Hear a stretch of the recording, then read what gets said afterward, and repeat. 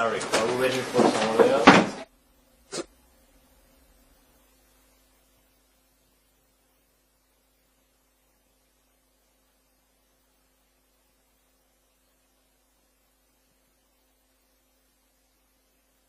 Okay, we're ready to start. First of all, good afternoon, dear friends and colleagues.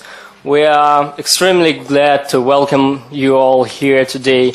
And today's topic is extremely important, crucial, and very important for our school because, first of all, Higher School of Economics and the Department of World Economy and International Affairs are one of the leading schools in studying the Eurasian economic integration.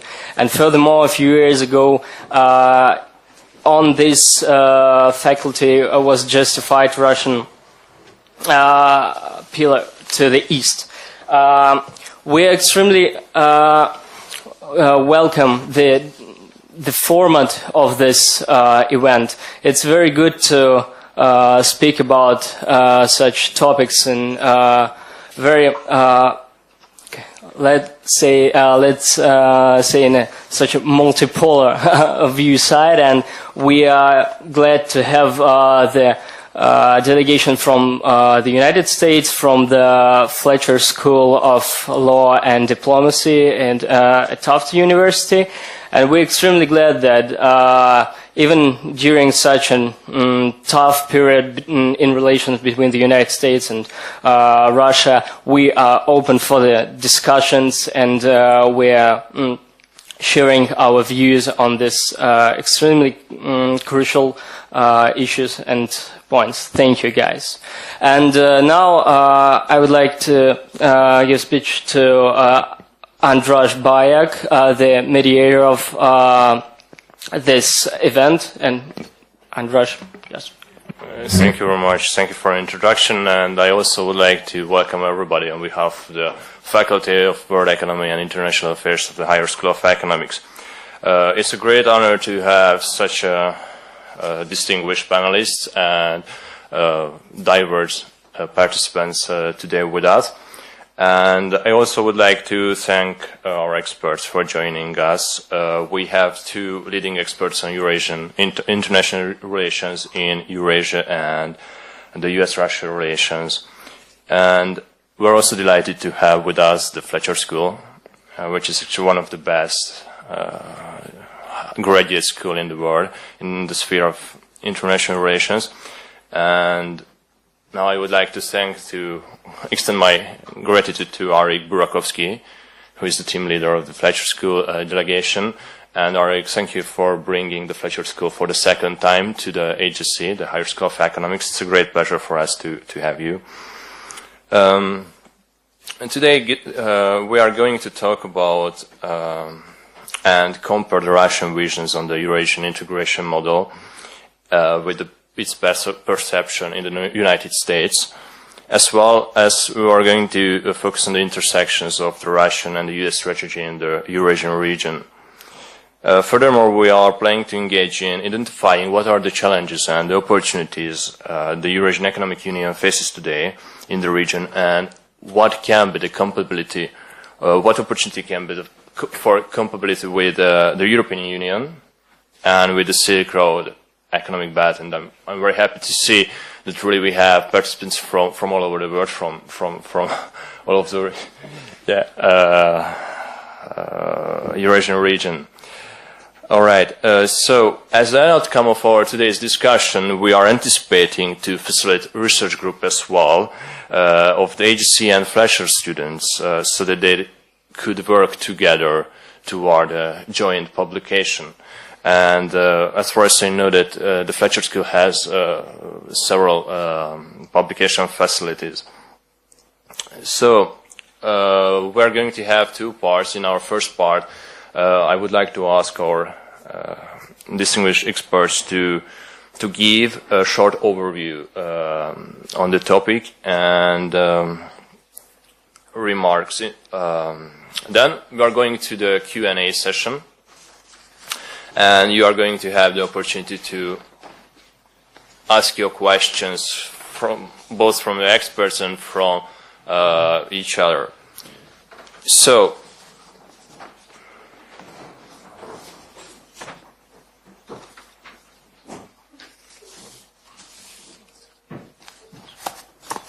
now I would like to introduce to you our first speaker, Professor Maxim Bratersky, a leading research fellow at the Center for Comprehensive and International Studies and the economic supervisor for the Master Program International Relations in Eurasia, which is a double-degree program with the University of London at the Faculty of World Economy and International Affairs.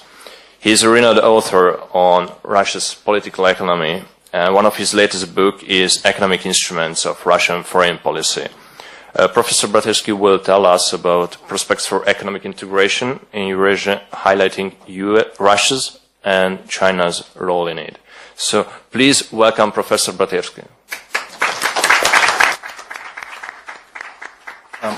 Thank you very much for the introduction. Actually, I don't have an intention to talk about China too much because it's not exactly my field of expertise, but I have some thoughts about the Eurasian Economic Union, and I will be very glad to share them with you.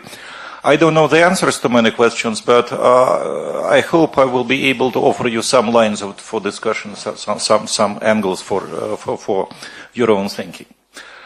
Just to remind you, Eurasian Economic Union is a project involving 5 countries at the moment, Russia, Belarus, Kazakhstan, Armenia and Kyrgyzstan. This was and is not the first attempt to reintegrate part of the post-Soviet space economically. There were many attempts before that, all of them failed to this or that extent.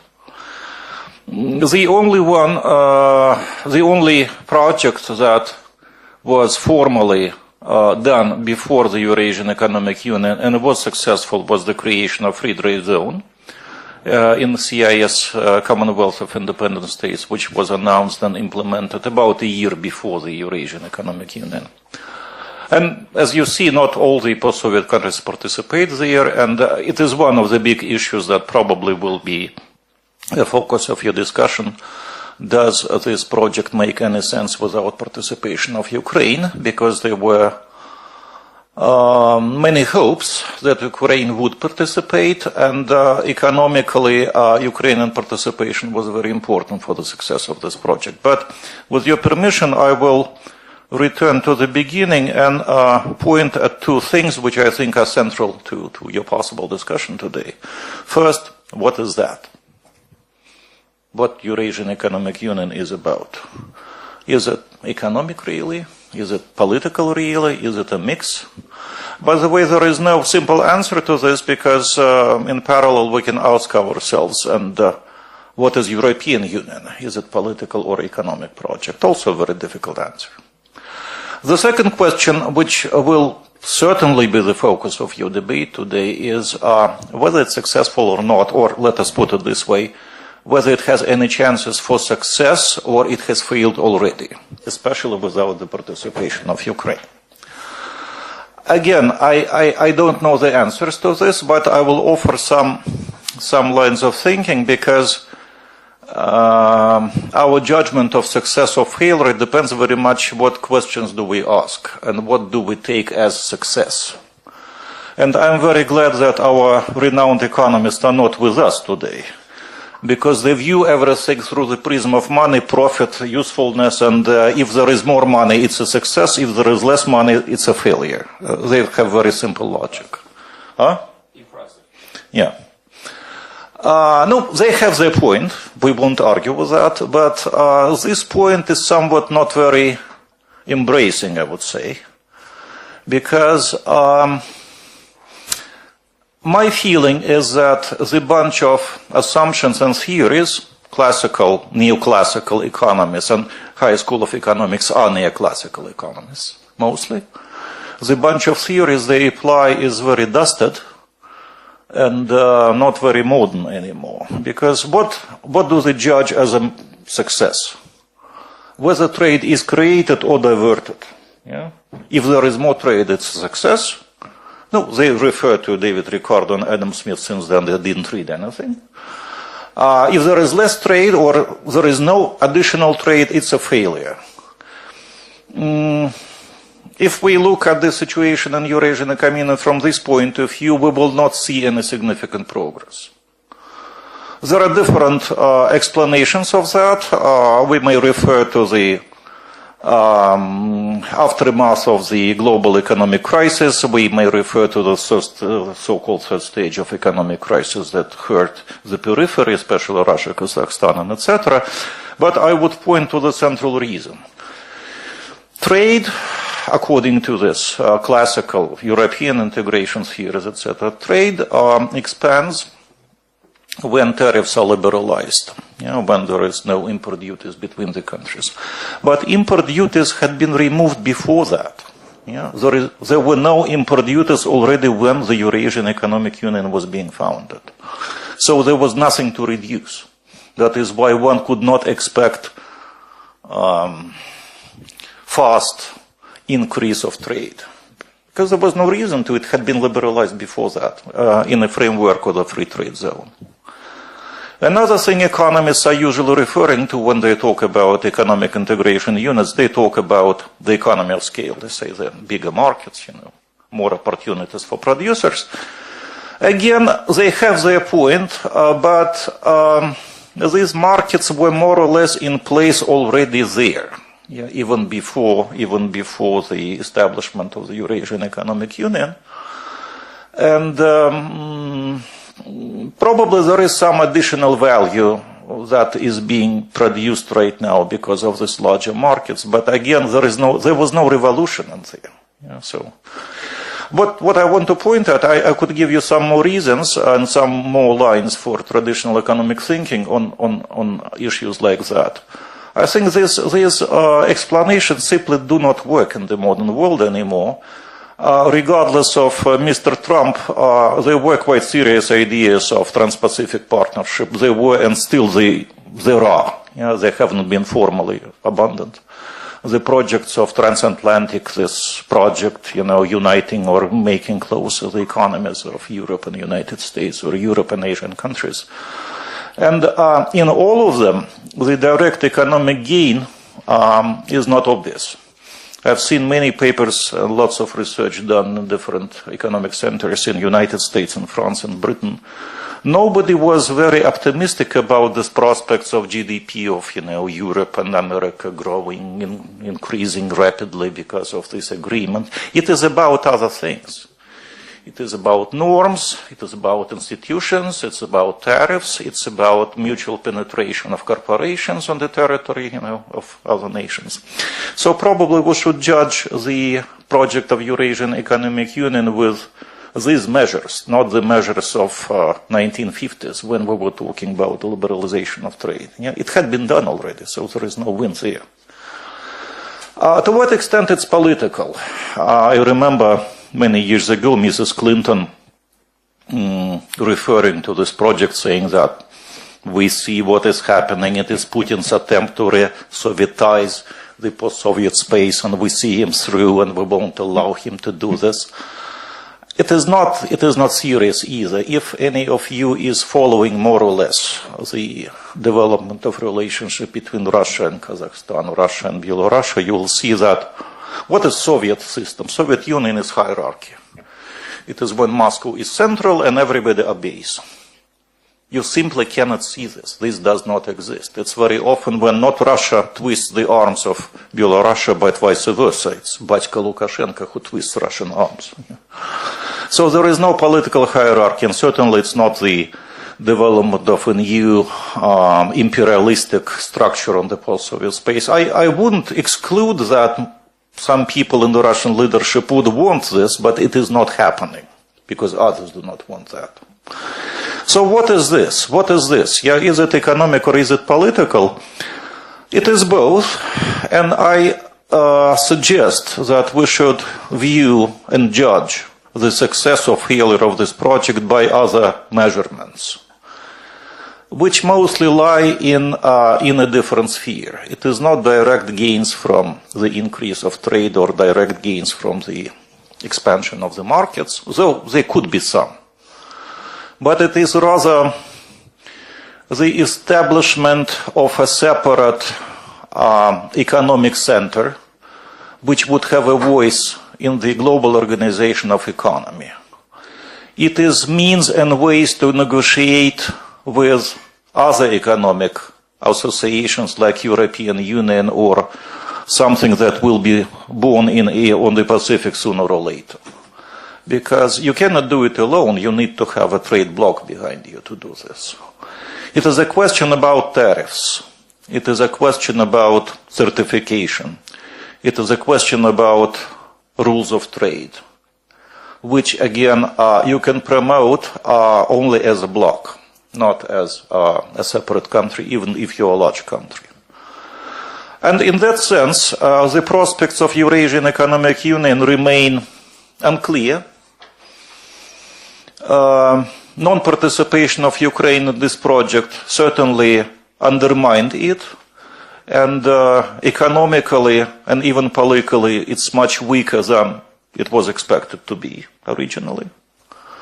I think there is more political element right now than economic, because on the way, because of the developments in the eastern part of Eurasia, the leadership of founding nations had to adjust their views to the new reality.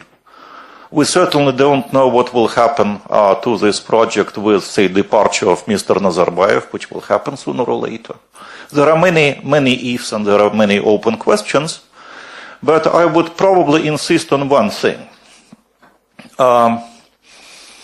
With a growing competition and with a growing mercantilistic approach, which is, I think, prevailing in the world right now, if you want to be something, if you want to stay something, you must be big. Yeah, and Eurasian Economic Union is a means to become big again. So thank you, that were my comments. Thank you very much for your thought-provoking insight. And now I would like to handle the words to Professor Dmitry Suslov. I would like to introduce our next speaker, Professor Dmitry Suslov, Deputy Director at the Center for Comprehensive and International Studies at the Faculty of World Economy and International Affairs of the Higher School of Economics. And Professor Suslov is one of the most acclaimed Russian experts on the US-Russia relations. And he is the Russian coordinator and member of the working group on the future of US-Russia relations, which is a joint venture between the Higher School of Economics and Harvard University. Professor Suslov will tell us about the political prospects of the Eurasian Union and the US strategy in Eurasia from a Russian perspective. Thank you. Please welcome Professor Suslov. Thank you very much, Andras. It's a great honor and pleasure for me to be here. Yes, indeed, my major field of studies is the US-Russian relations, but I think everything is clear in the US-Russia relations for at least short and medium-term future, and this future is not really bright. I think we are doomed for the continuation of the new Cold War, of the confrontation, and the major task of US-Russian relations in the meantime is to prevent this confrontation escalating into a hot war, into a direct military clash with very dangerous consequences. This is why I will talk about different things, and let me start with an even more ambiguous and loose concept than the Eurasian Economic Union, because Eurasian Economic Union is more or less clear. It's a regional integration bloc, which has quite many similarities with the European Union, differences as well, but there are also huge similarities. Let me start talking about a much more vague but nevertheless very important issue for the world and for Russian foreign policy, which is Greater Eurasia, or Greater Eurasian Partnership. And I think that will be one of the highlights of Russian foreign policy for the years to come. President Putin has already mentioned Greater Eurasian Partnership in his yesterday first foreign policy statement after the results of the election were published. And he mentioned that Greater Eurasia will remain one of the key priorities of Russian foreign policy. So what is Greater Eurasia? Is it serious? Is it not? Is it a fake? Or is it something in the making or has already emerged? And what role does the United States play in this process? Amazingly, of course, the United States so far plays a very positive role in the emergence of Greater Eurasia because it facilitates the process of its creation by pursuing a simultaneous policy of containing Russia and China together, in full contradiction to the fundamental foundations of the realist assumptions on the U.S. foreign policy. Now, I recall Henry Kissinger used to claim that a very important principle of the U.S. foreign policy should be to keep U.S.-Russia and U.S.-China relations better than the Russian-Chinese relations. Today it's absolutely diametrically opposite. So what is Greater Eurasia? I fundamentally agree with observation of Maxim Vladimirovich that we are lucky not to have economists here. Because traditional economics is not helpful in understanding Greater Eurasia. It is not about the volumes of trade and investment. I mean, people who criticize the concept of Greater Eurasia, who talk that it is just, pure mystification produced by some Russian analysts and Putin, they show to the figures that Russian trade turnover with Europe, with the European Union, is far greater than its trade with China, whereas Chinese trade with the United States is simply uncomparable with the Chinese trade with Russia. Similar situation about investments, similar situation about the density of economic projects. However, I think Greater Eurasia is already being emerged, and in order to understand it and to perceive its emergence, we need to look on it not through an empirically economic perspective, but through an international relations perspective. And we need, I think, to use English school as a theoretical foundation for understanding Greater Eurasia, which talks about rules and communities. And for me, Greater Eurasia is the is international community. Not economic, not economically centric, but a comprehensive international regional community, which is based on the nature of relations. And the nature of relations within this region needs to have its peculiarities.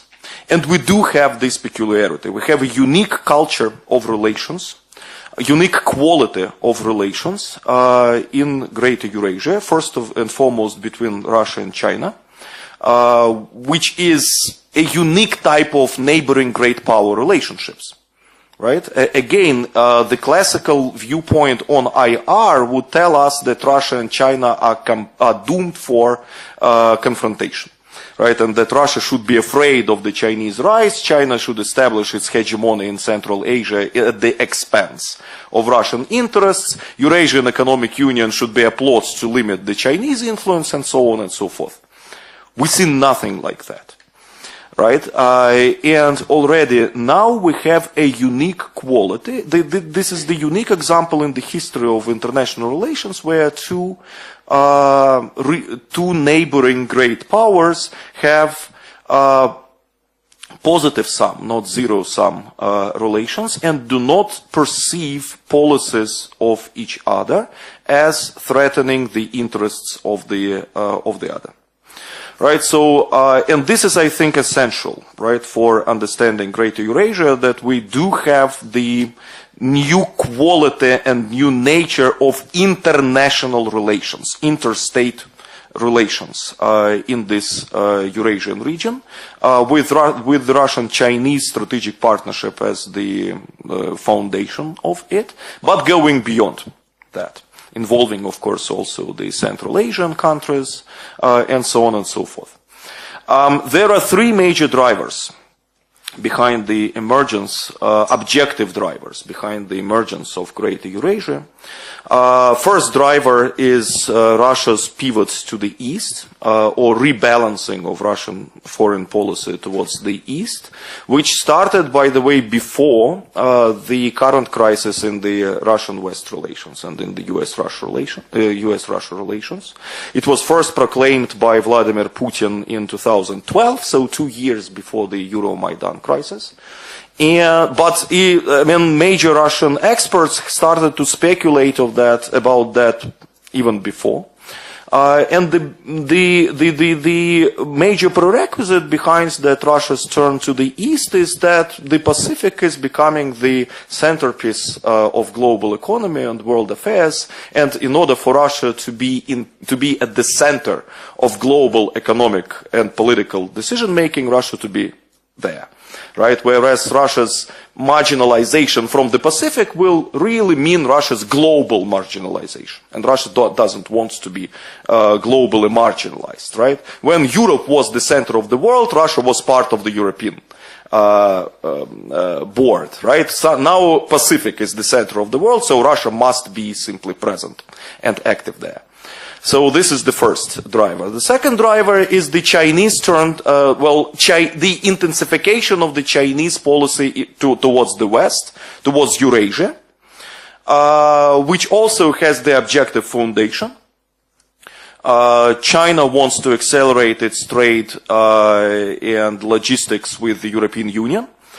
China does not want to be dependent on the marine trade, which can be easily blocked by the United States and other powers. So China wants the continental access to the European Union, and basically China is diversifying its foreign economic relations, its foreign policy, and so on and so forth. It has proclaimed economic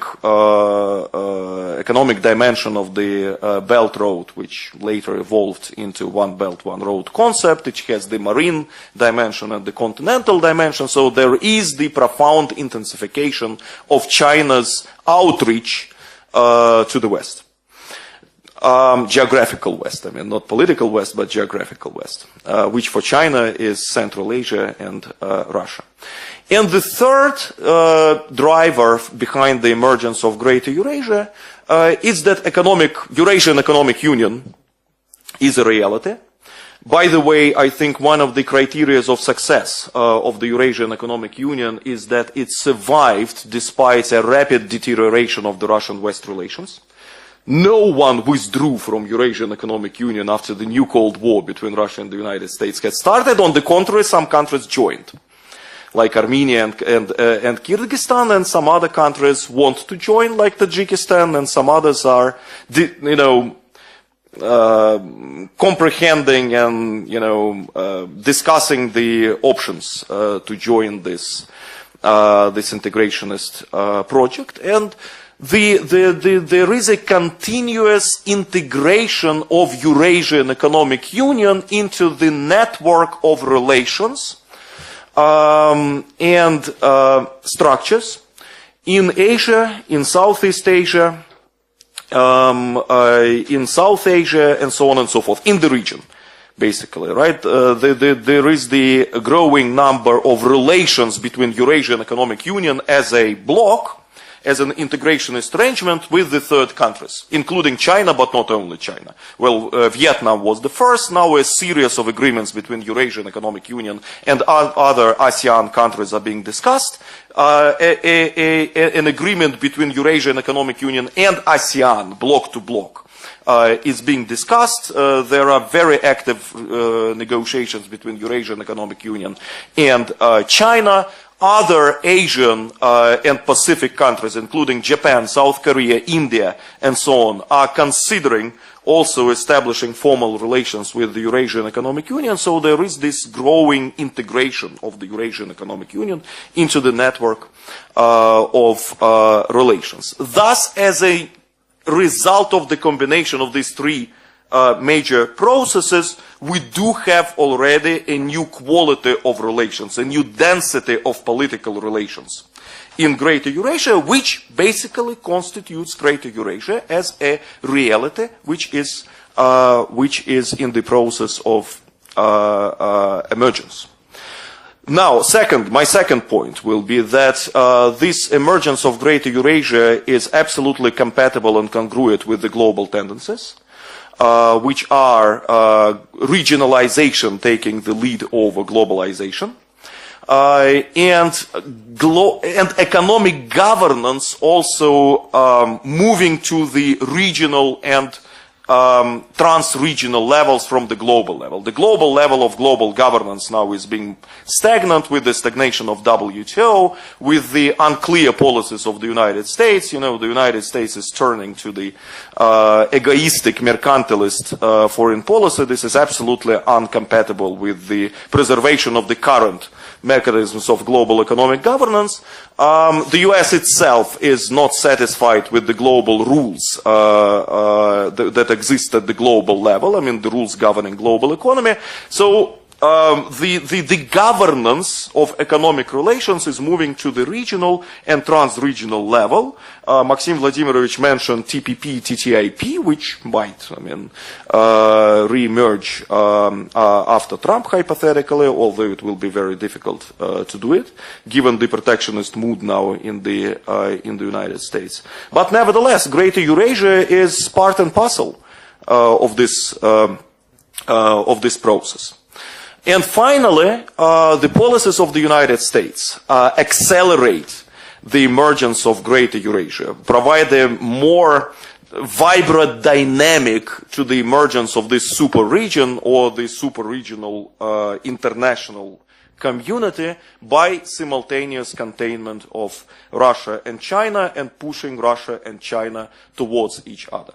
One of the fundamental shifts of the US foreign policy under Trump administration was a very profound reshape of the US foreign policy vis-à-vis China, shrinking of the engagement component of the US policy towards China, and profound expansion of the containment component of the US policy vis-à-vis China. Russia and China are perceived as, both revisionist powers, as a so-called, so to say, authoritarian bloc of revisionist powers. And the United States is intensifying policy of containment of China and containment of Russia. As for the policy of containment of China, it is Indo-Pacific concept. Right, the US are creating Quad, intensifying its relations with India, and trying to establish Quad, the quadrennial partnership of the US, India, Japan, Australia, as the military component of the containment of China, and as the military political, foundation of the Indo-Pacific. And the US is already speculating about economic component of the containment of China policy, talking about a necessity to find alternative to One Belt, One Road. Alternative to One Belt, One Road, and claim that regional powers in South Asia, Southeast Asia should prefer other economic projects, not the One Belt, One Road, and participation in One Belt, One Road is kind of a sacrifice of their sovereignty. Rex Tillerson was talking about that quite a lot. But the policy, I think, will continue.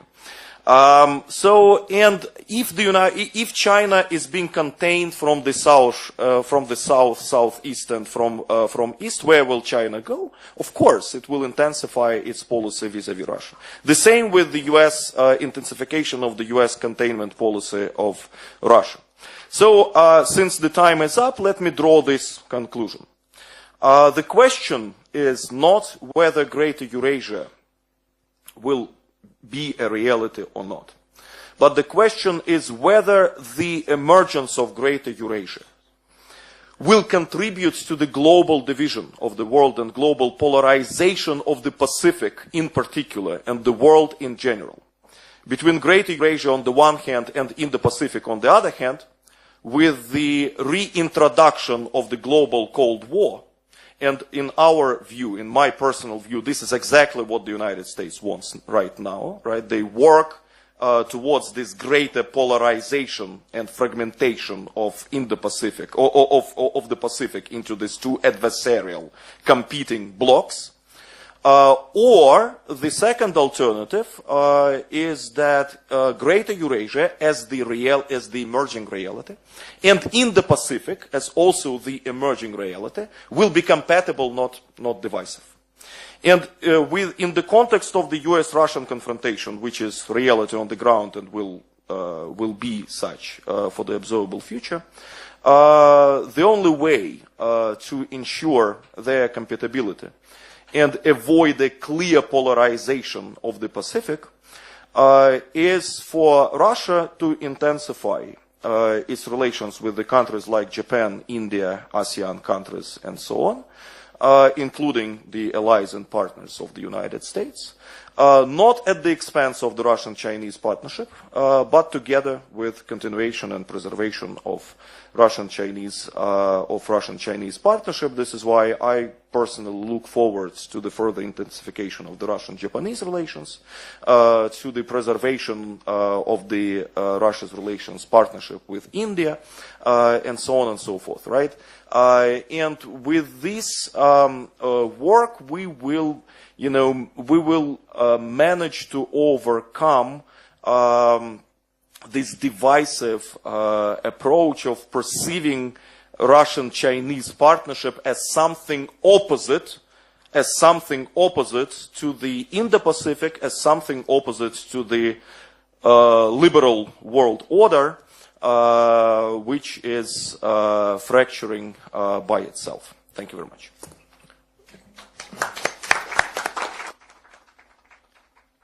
Thank you very much for your insightful and inspiring remarks and introduction. It's very interesting what our guests from the United States are going to tell about the U.S. foreign policy. How is the United States striving to tackle China and the Russia at the same time? I think it's a big question, and I think that it's for the Russian participants, but whether they agree with the promising future for Russia in the Eurasian region and the prospects of a greater Eurasia. I think it's going to be interesting to discuss these questions as well. Now, some technical remarks. As far Professor Bratersky has to leave soon, now we would like to open the floor for the questions, and after some rounds of questions, we are going to continue with the US parts of our speakers. So now, please start your questions. Please start addressing your questions to Professor Bratersky, then Professor Suslov. And when asking question, please introduce your name and the institution you are representing. So now, do you have? Okay. Good evening. My name is Cindy Garcia. I'm a second-year Fletcher student, and thank you very much for hosting us. I really appreciate both of your remarks and your perspectives on the issue. Professor Suslov, you talk about the emerging reality of a greater Eurasia, and I'm curious to know who gets to define what Eurasian or what greater Eurasian means when considering what countries could and should be part of the Eurasian Economic Union. Thank you.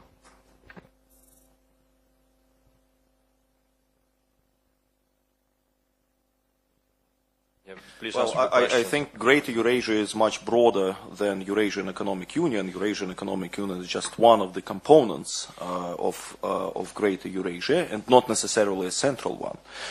Greater Eurasia, as I see it, and as we develop this topic together with our colleagues and persuade the Russian leadership, in our opinion, right? Greater Eurasia is a community, international community, defined by specific nature and specific quality of international relations at this particular region, which we already observe now. In terms of the borders of Greater Eurasia, they are undefined.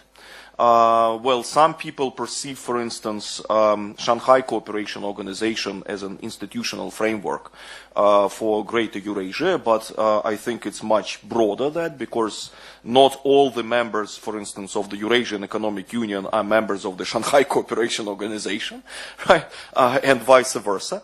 So I see Greater Eurasia in terms of the countries that participate in it and in terms of the projects as a spaghetti box, which consists of Russian-Chinese partnership, spaghetti box, you know, where everything is mixed, right? Russian-Chinese partnership, Eurasian Economic Union, Shanghai Cooperation Organization, elements of BRICS, absolutely. India is a very, I think, important question, whether India is a natural component of the Greater Eurasia today or not. On the one hand, India is the member of the Shanghai Cooperation Organization. On the other hand, India is clearly perceiving China as the strategic rival, and the competition and confrontation even between them is going up. And India has embraced and welcomes the Indo-Pacific concept, right? And of course is the, intensifying its relations with the United States and so on and so forth. So it's mixed. By the way, India is a key actor because India, and we need to preserve India in the Eurasian dialogue. And I think India will be there because it's very unlikely that India will become a second Japan. You know, it will not simply join the system of alliances and partnerships with the United States and sacrifice strategic independence of its foreign policy, right? So Indian participation in both projects can be viewed as a guarantor of their compatibility and as a factor against polarization of the Pacific into Indo-Pacific on the one hand and Greater Eurasia on the other hand.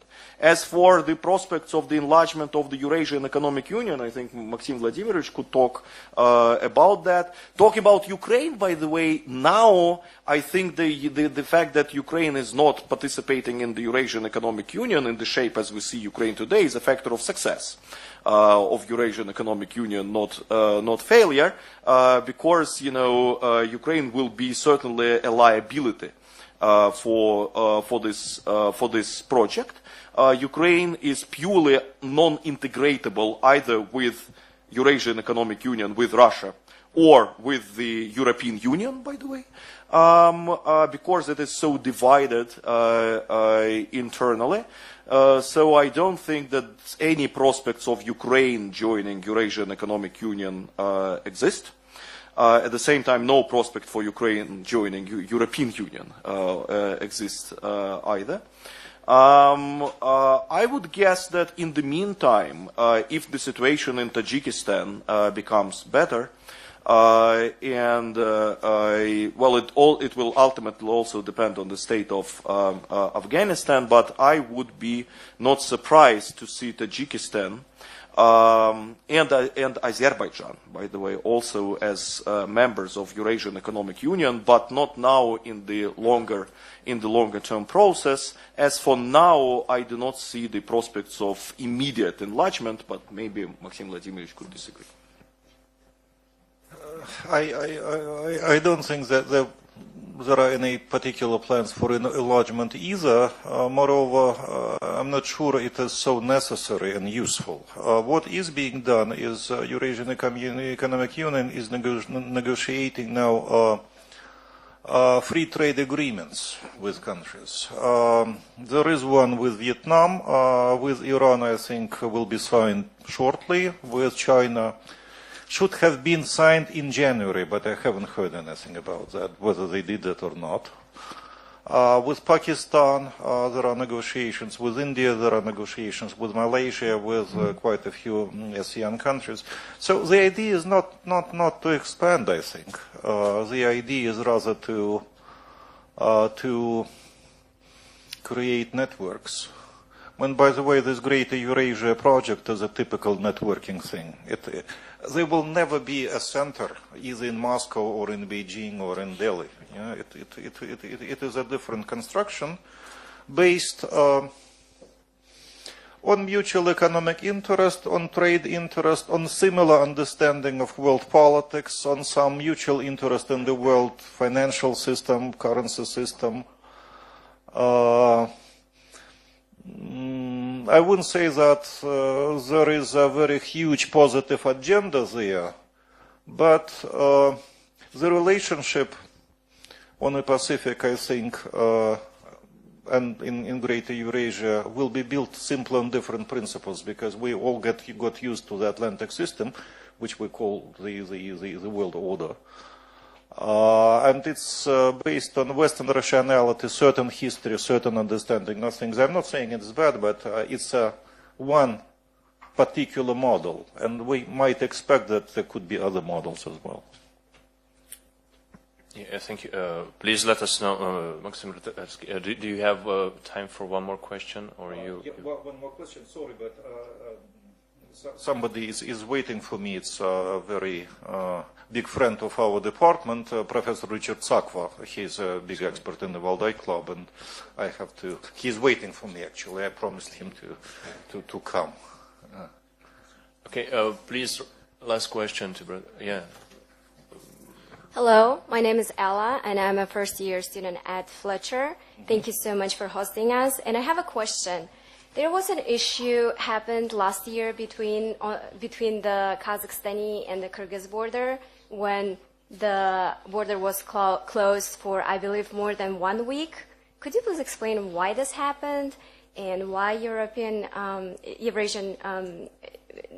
didn't help to solve this issue? No, first, it helped, but secondly, Eurasian Economic Union doesn't have a security dimension at all. Regardless of what some people say, that was a security issue. If you think that border incident was the first one, it was not the first one.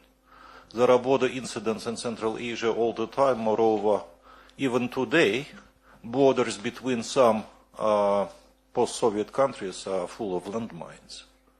And every year, dozens of people get blown on them. There are ethnic minorities issue, there are exclaves and enclaves, there are unclear borders which were left by international treaties of 1922 and 1957 by the Khrushchev reform.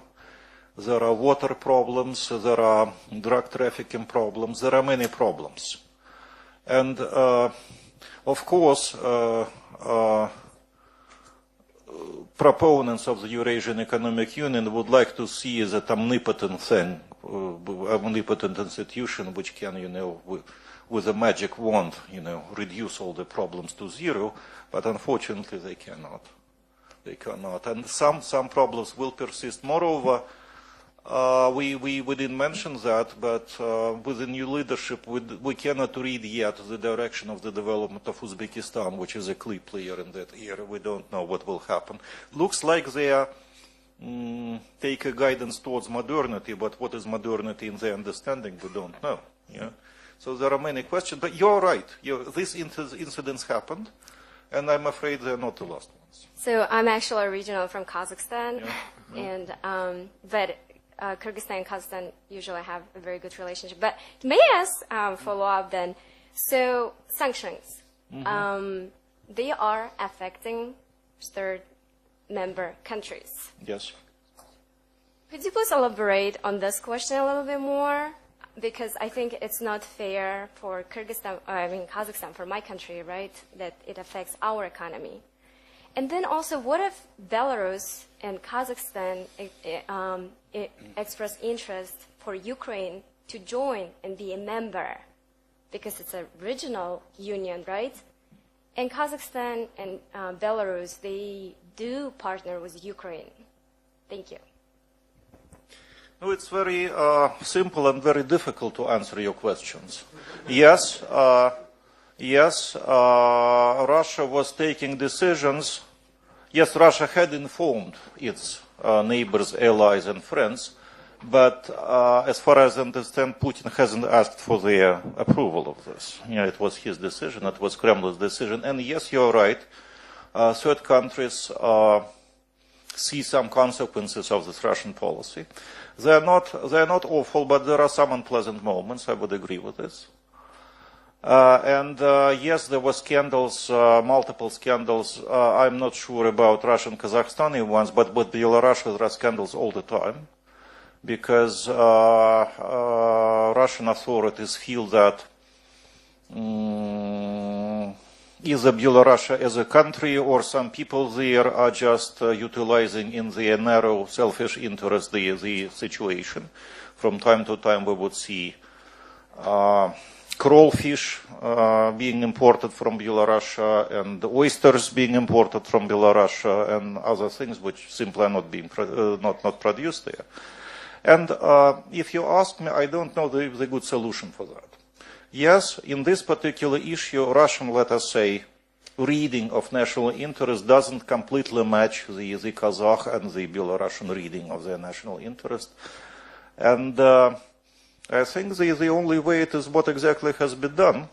On some moments they found a compromise. On some moments they did not find a compromise. On some things, to some things, Russia is simply not paying attention, pretending that nothing like that exists because it doesn't want to raise this issue. So it's a combination of all these three approaches. Yes, we would all love to live in a perfect world, but unfortunately we don't live in the perfect world. Yes, and you're right. Yes, these problems do exist. Professor Batersky, we are very grateful that you joined us for today, and would like to ask just one minute because our guests from the Fletcher School want to handle you some special present. So just I'd like to give the words to Ari to say thank you to.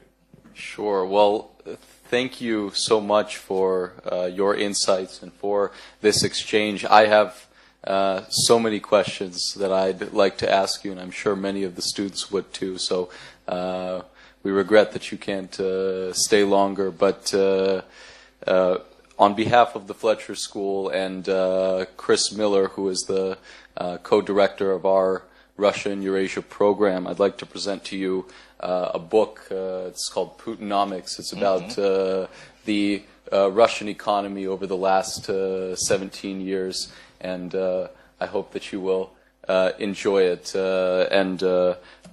This book is also for Professor Suslov. It's The Struggle to Save the Soviet Economy, and I think you will enjoy it. And if you'd, when you're done, you can swap them. But yeah, we will.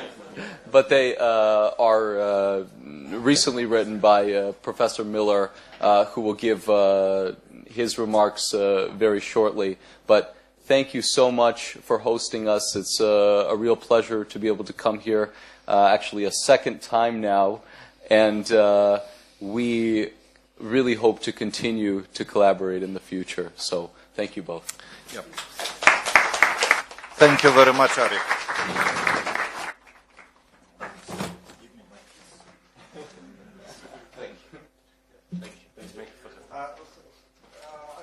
I want to excuse myself and to thank everybody for coming and allowing me to say something to the public.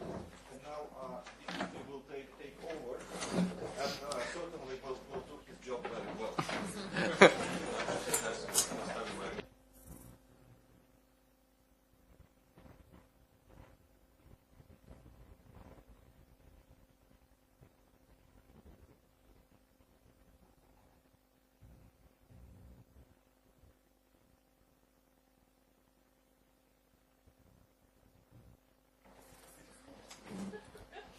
Okay, let's continue.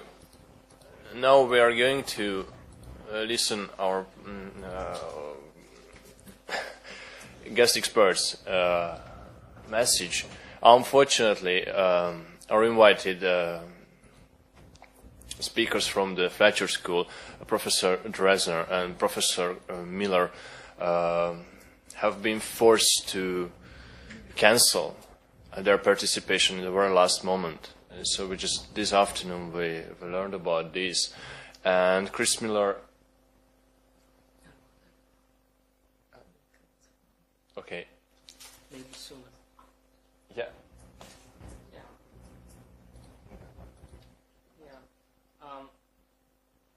Excuse us, friends and colleagues. Unfortunately, due to the technical problems, we can't play this the comments of Professor Miller right now, but I think that we will deal with it, and during our conversation we'll solve the problem.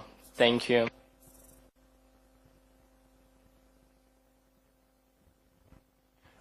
All right. This is what is technical hurdles now. We are going on our Q&A session, and now I would like to encourage our Russian participants to ask questions as well. And I see we have the first participant. Please. Thank you so much.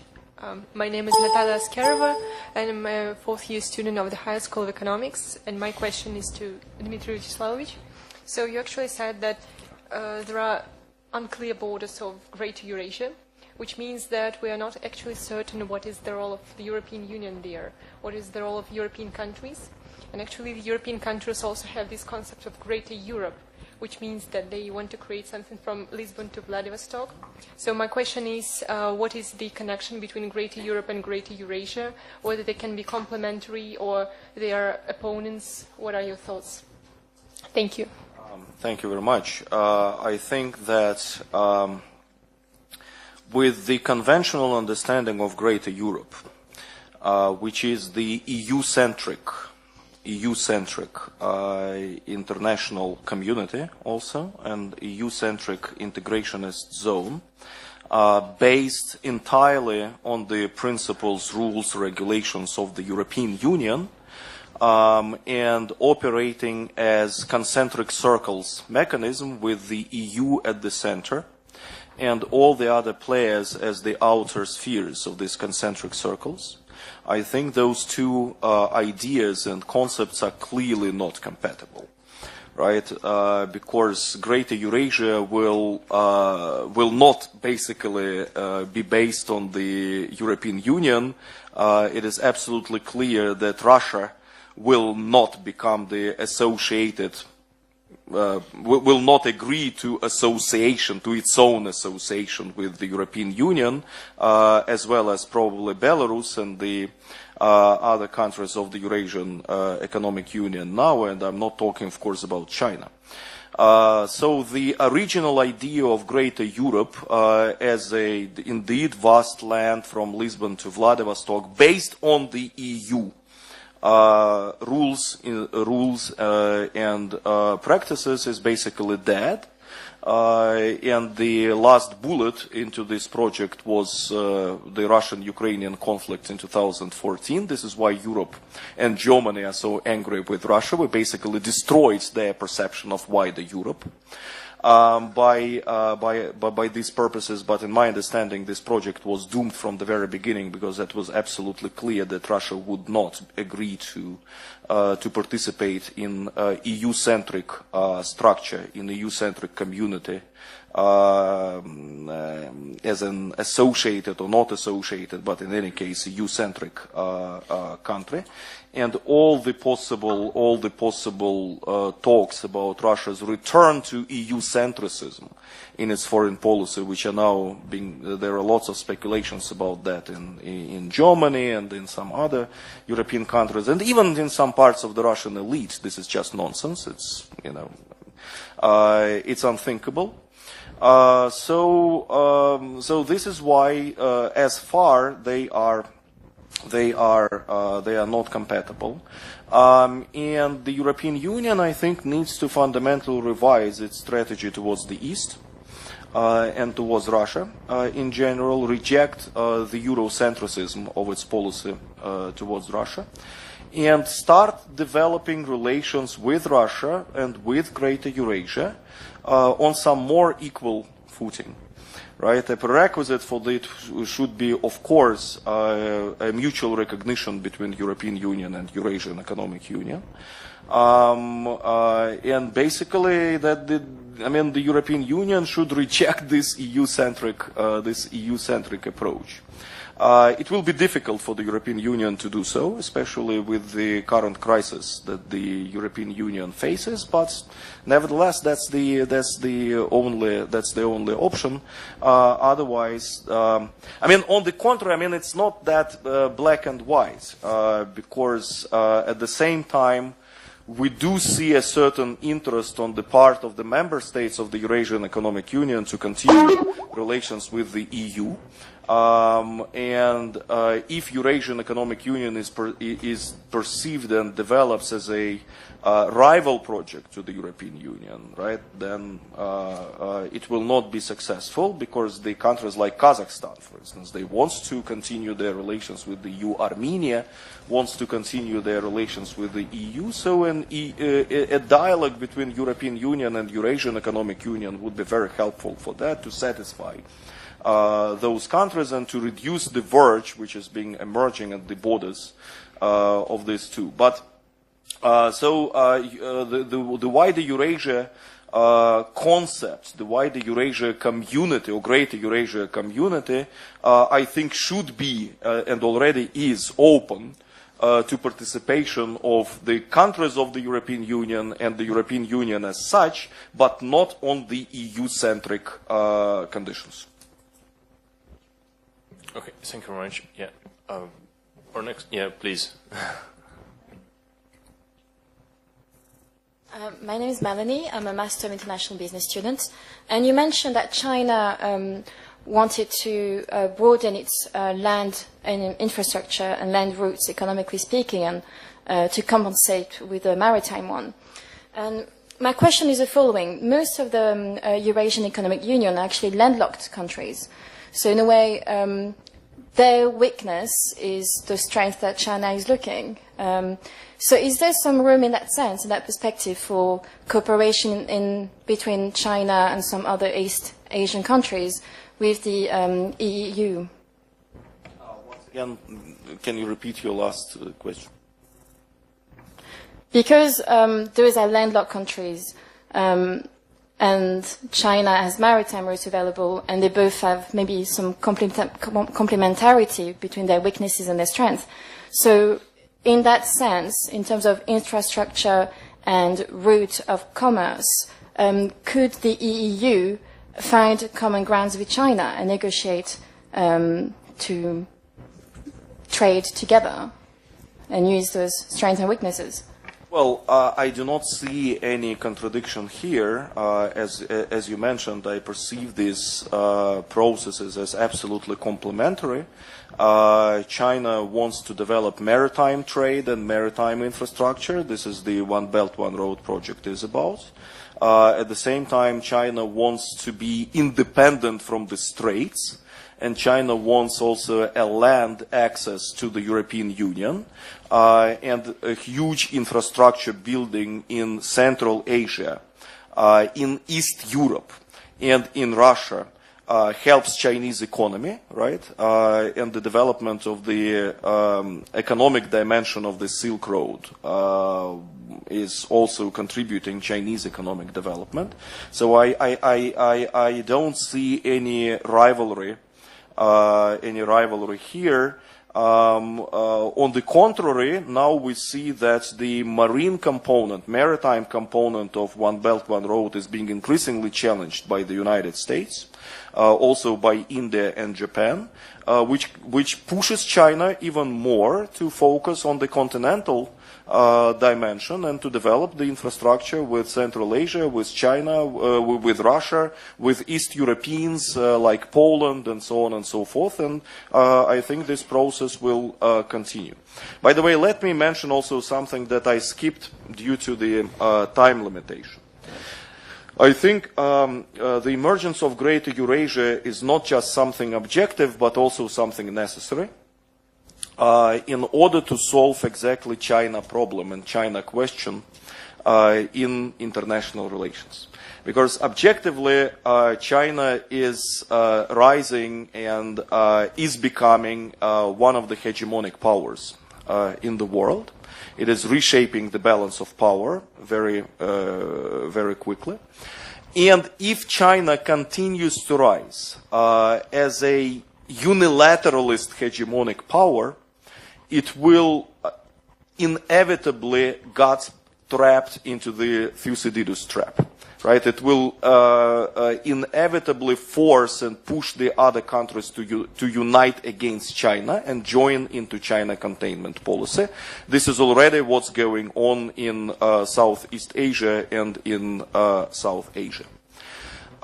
So Greater Eurasia is exactly from this perspective a necessary way to resolve the Chinese hegemonic question and the Chinese preponderance by diffusing China and fusing China into a system of rules, institutions, networks, and relationships in Greater Eurasia, and thus, make China's policy more multilateral, and thus resolve the issues. Greater Eurasia, for China, this is, of course, a very huge simplification, but nevertheless, I think there is some point here, and very important point here. Greater Eurasia for China is something what European Union is for Germany. European Union helped to resolve the problem of German preponderance in Europe because Germany diffused and integrated into the system of EU institutions does not pose a threat to its neighbors. Right? And yes, of course, Germany is a leader in the European Union, but nevertheless, right, there is no unification of others against Germany, which was exactly the case when the exercise of German power was unilateral, and when Germany was explicitly trying to build German-centered system of relationships in Europe. Similar with China. And Greater Eurasia concept solves this issue. Right, solves this issue, prevents Thucydides' trap vis-à-vis China, and integrates China, diffuses China into this network of relations. It will be very, of course, difficult for China to follow this logic because it contradicts the Chinese foreign policy traditions, which are the unilateralist hegemonic traditions of the Middle Kingdom under heaven. But nevertheless, we are very explicit nowadays to our Chinese friends, right, that the alternative to Greater Eurasia for them is that they will follow the path of Germany. And clearly they do not want to do it. So we hope that some more enlightened way of management of the Chinese question will be possible through Greater Eurasia. Thank you very much. We are getting short of time, and now I think that we managed our technical problems. Now, please welcome the greetings from Professor Miller from the United States, from the Fletcher School. And are you going to present? Sure. So I will introduce Professor Miller quickly, and I'm sorry that there were some technical difficulties, but as you know, there are currently many obstacles to U.S.-Russia relations, but I'm always optimistic and think that we can overcome. We've had problems with visas, we've had problems with just generally being able to connect over Skype and so on. And so I think that despite all of these troubles, we can find a way to work together. So I, as Andras mentioned, coordinate the Russia and Eurasia program, but unfortunately do not have very much expertise on the geoeconomics of Eurasia. Luckily for us, both of our co-directors, in fact, Professor Daniel Dresner and Professor Chris Miller, work on international political economy, and particularly in the Eurasia region. So Professor Chris Miller has asked me to present a video message on his behalf. He is an assistant professor at the Fletcher School of Law and Diplomacy. Previously he was at Yale University, and the two books that he's written I have just presented. So without further ado, let me play an audio message from Professor Chris Miller.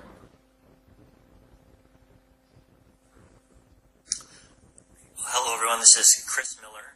It's nice to be able to speak with you today. I regret that I wasn't able to be there in person to join this conversation, but I hope I can provide several remarks from afar. So my aim is going to be to describe the view of the U.S. government and the Washington policy community towards two different Eurasian economic integration efforts. The first would be the Eurasian Economic Union, and the second is China's Belt and Road Initiative. The first thing to keep in mind when looking at how Washington relates with both of these initiatives is that there's far more attention placed on the Belt and Road than there is on the Eurasian Economic Union, and there are several reasons for that. First is that Washington believes that China is much more of a significant long-term challenge to the United States than is Russia. Second, there are far more countries that are involved in some capacity in the Belt and Road than involved with the Eurasian Economic Union. And third, there is far more economic effect that's anticipated from the Belt and Road Initiative than from the Eurasian Economic Union. But there are some similarities with which how Washington addresses these organizations, and the biggest similarity is that there's disagreement to what extent they should be treated as political organizations or economic organizations. And the answer is obviously they're a bit of both, but where you stand on that divide in Washington to a significant extent shapes the way that you respond to both of these initiatives. So first, looking at how Washington has addressed the Belt and Road Initiative over the past several years since it was launched, the biggest question in Washington, and this is a question not only that U.S. policymakers face, but policymakers from many other countries as well, is what does the Belt and Road actually mean? If you look at how Chinese rhetoric about the Belt and Road has evolved over time, it's transitioned from being just an initiative focused on improving infrastructure in Central Asia and other regions that border China to today it's an initiative that spreads all across the world to the Balkans, to the Black Sea. Even South American countries now speak about integrating with Belt and Road Initiative. So there's real confusion as to what the Belt and Road actually is, and some skepticism that, in fact, it means nearly as much as Chinese policymakers say that it means. And the skepticism about the substance behind the Belt and Road was, I think, only increased after the most recent changes to the Chinese constitution, where the Belt and Road is actually put in the Chinese constitution next to Xi Jinping thought. And so there is, I think, some growing sense of belief in Washington that, in fact, the Belt and Road is much more of a propaganda tool for internal purposes as much as external purposes, rather than a real substantive initiative. Now, that said, there is no doubt that, although there's no institution that lies behind the Belt and Road, unlike the Asian Infrastructure Investment Bank, which is institutionalized, it has a headquarters, it has a full-time staff. The Belt and Road has none of that, but it certainly does have a fair amount of money behind it from a variety of different Chinese institutions, some directly backed by the state, others backed by state-owned banks.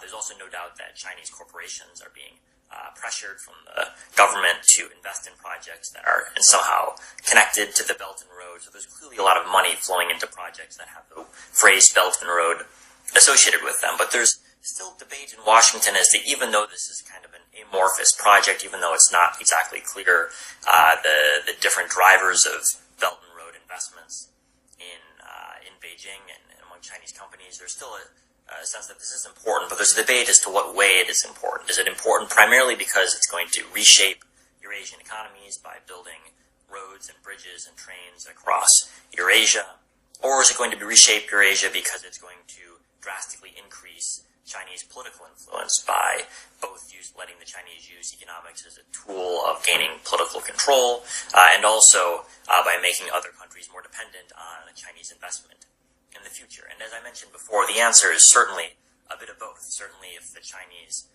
do indeed carry through all these investment plans, for example, building a new railroad program to Laos, which is going to radically transform that country's economic connections with China. Certainly, if the Chinese continue to pour money into infrastructure and power generation in Pakistan, that will certainly strengthen Chinese political influence in Pakistan. So on both the economic and the political fronts, there's no doubt that the Belt and Road will have some effect. But the question is, which will it be more significant for, the economic sphere or the political sphere? And in Washington, that debate is still very much open. But the people who are more concerned about the political effects of the Belt and Road are much more likely to take a stand against it, whereas those who see the Belt and Road primarily as an economic government here are much more interested in potentially cooperating with it or trying to co-opt the Belt and Road so that it fits with existing international investment initiatives.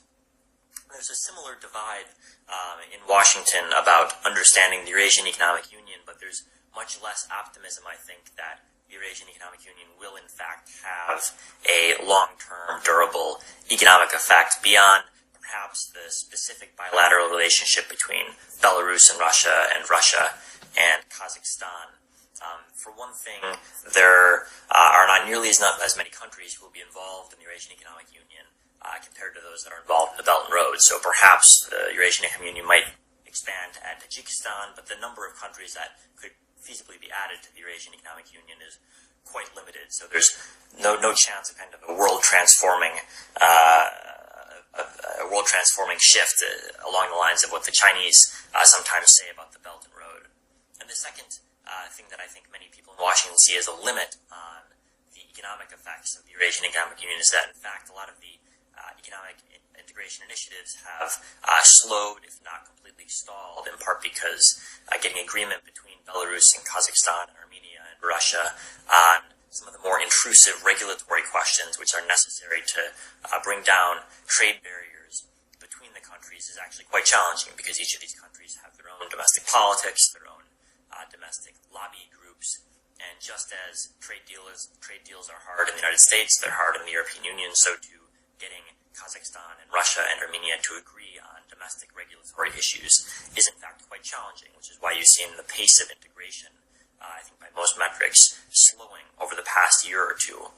And that's why most people in Washington tend to see the Eurasian Economic Union largely through the political lens, not exclusively, but largely, in part because it does seem that it's facing real challenges in deepening integration beyond what the current status quo already is. And there's an interesting, I think, similarity between the debate in Washington about interpreting the Eurasian Economic Union and the debate in Moscow, where in Moscow as well, so far as I understand it, there's also a bifurcation between those who see the Eurasian Economic Union's significance primarily in a geopolitical sense, strengthening Russia's connections with its neighbors, and those who see it at least as significant in the economic sphere by deepening economic ties between Russia and its neighbors and making trade easier for businesses in Russia and across Eurasia. So that, I think, is an open question for the future of the Eurasian Economic Union, is will it be able to deepen trade links between Russia and its neighbors, between the member states, or will, in fact, that integration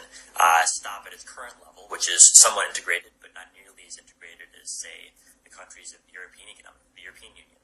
And if that's the case, if integration stops, then it will become more difficult, both in Washington and in other countries around the world, to see the Eurasian Economic Union primarily through an economic lens, and I think the political lens will come to the fore in how policymakers look at this organization. So I wish you a very productive discussion. I hope these comments were helpful in understanding some of Washington's views of the issues, and I hope you have a useful conversation. So thank you.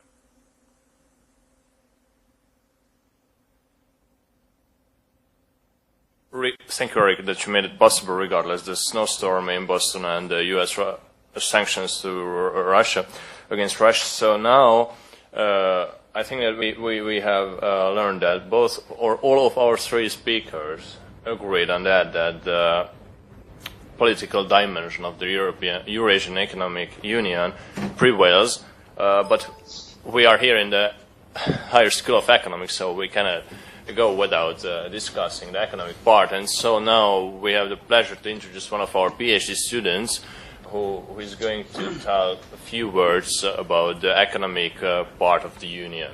So please welcome. I would like to introduce to you one of our younger experts, Yuri Kofner, the head of the Center for Eurasian Studies here at HC, and the research fellow of International Institute for Applied Systems Analysis in Vienna.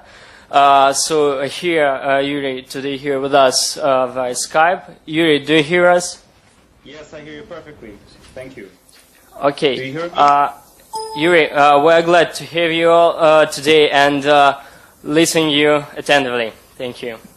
Great, thank you. Thank you, colleagues, for this great opportunity and invitation. I was told to make it short, so I'll really try, and I will have just some bullet points. Just one short correction. It's not the Center for Eurasian Studies. It was it before that. That's fine, Ovanes, that's fine. It's the Eurasian sector of the Center for Complex European International Studies of the Higher School of Economics. It's really difficult, and only a lot of experience can make you make it right. So it's okay, it's fine. So I have 4 short bullet points about the Eurasian Economic Union, especially for our American friends, I think, which should be noted that there are 2, as it was already said by Dr. Dressner, views on the Eurasian project. One, it can be seen as something, well, basically, what is most important, Eurasian Economic Union is not about ideology. It's not about cultural integration, socio-humanitarian integration. It's especially not, it doesn't have any security aspects to it.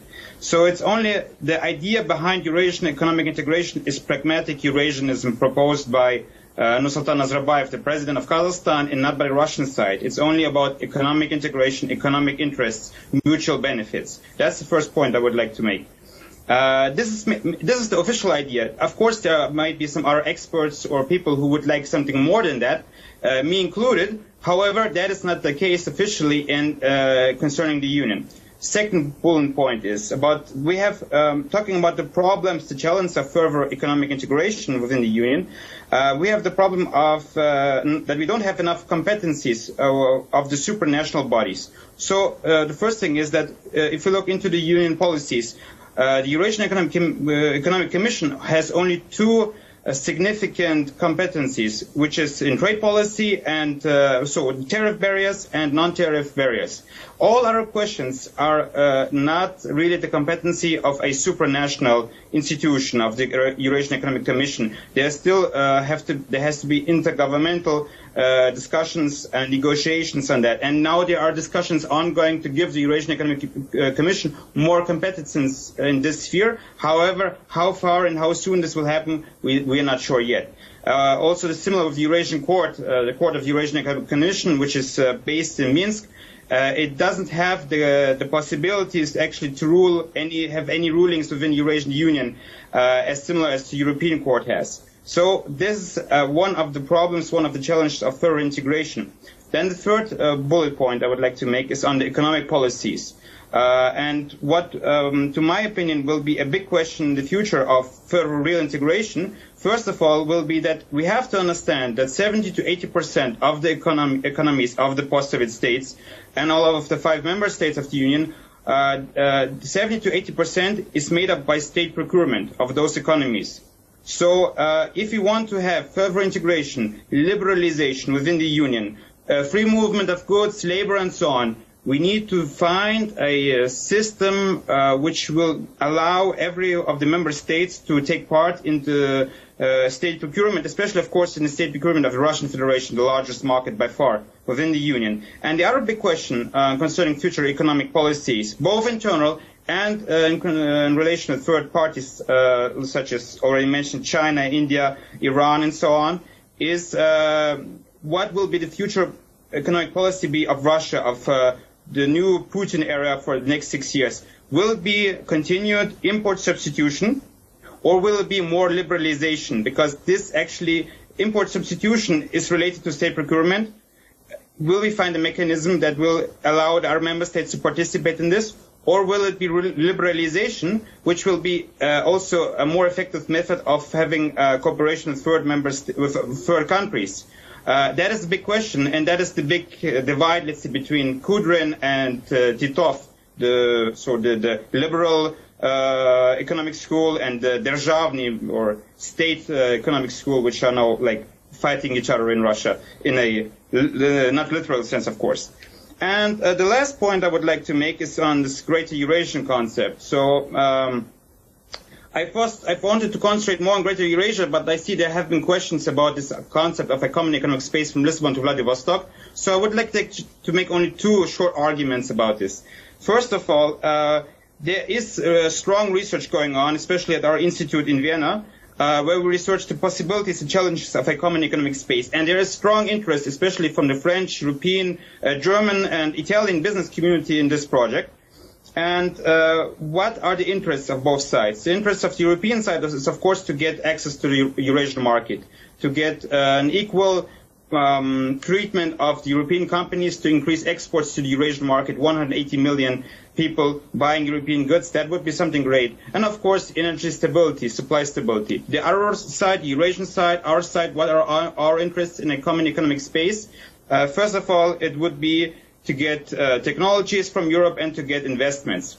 And of course, due to the sanctions and political problems, which I won't go into, now we see a steady increase of investments coming from the Asian market and a steady increase of the trade turnover with the Asian region. And the second point in this concern, in this relation, I would like to make is if we would come, let's say within 10 years, to a negotiation between the European Union, I'm finalizing now, Evanes, and a Eurasian Economic Union, what could it look like? And basically, if we talk about a Lisbon-Vladivostok concept, a common economic space, no one really knows what it means. It's just a fancy name. Actually, we know what it means. It could be either of both. It could be either a non-preferential trade and economic cooperation agreement, as we are now going to have with China, Eurasian Economic Union and China, or it is going to be a asymmetric free trade agreement, as we have, for example, between the Ukraine and the European Union, so that the European Union will scrap all its tariffs at once, and the Eurasian Economic Union will scrap tariffs concerning different sectors, where we will scrap some tariffs right now, others in 3 to 5 years, and then again to 10 years and so on. So this could be a possibility. The technical basis is given for a common economic space, but I think that is enough time for now I have. So if there are any more questions in the future, I'd be happy to continue this talks. Thank you very much. Yuri, thank you for your statements, short and very bright. And dear colleagues, do you have any questions to the speaker? Would you like to ask any questions? Please, you're welcome. Yeah, please. Thank you so much. I have a follow-up question. You mentioned President Nazarbayev expressing interest in creating a union. I believe his speech was in 1994 when he said that we should create a platform where all the CIS countries joining that platform, right? Then the previous speaker said that Ukraine is a success that is not a member of the Eurasian Union. I'm sorry, European Union is in my mind. That's why I'm saying Eurasian Union. So could you please... Even Russian policymakers make that mistake, so don't worry about it. Yeah, so could you please elaborate on that? Why only 5 CIS countries are currently, if Nazarbayev expressed having a union with all CIS countries? And also when you say freedom, to have freedom of movements, my previous question was about the border closure between Kazakhstan and Kyrgyzstan. And actually, Kazakhstan and Kyrgyzstan have a very, very good relationship. And this issue was first time ever in history, I believe, when the border was closed for so long, like 1 week. And if we talk about free movement of goods of goods, why the issue with border was not resolved quickly? Thank you. Okay, those are actually 2 questions, but if we have a minute, I'll try to answer both of them. So first of all, why are not all CIS countries members of the Eurasian Economic Union? That was the first question, right? Yeah. Yeah, okay. I think part of it is the European neighborhood policy, where the European Union also gives financial aid to the countries which would like to become member states of the European Union. Which the Eurasian Economic Union basically doesn't really do. Well, we have a similar practice with the exactly the Kazakh-Kyrgyz fund and the Russian-Kyrgyz fund. However, it's not that attractive yet. I think it's a matter of attractiveness. It's a matter of competition to the European Union. And it's also, I think, that the members, the other CIS countries are looking into how the Eurasian Economic Union will work out. So we have it for 3 years now. And I think also within the Union and outside of the Union, a lot of countries are looking at this and say, okay, let's figure out how it's going to work out in the next 10 years. and then we'll decide if we want to become members or not. I think that's the question. You can't compare it in this sense to the European Union, 60 years of integration. And the second question concerning Kyrgyzstan and Kazakhstan. Well, this is a bigger problem. It's obviously not an economic problem. It's a political problem of the elite which came into power after the fall of the Soviet Union. And this elite was brought up in this idea of creating power, let's say, principalities for their own, making their own countries mostly sovereign, as being not part of the Russian sphere.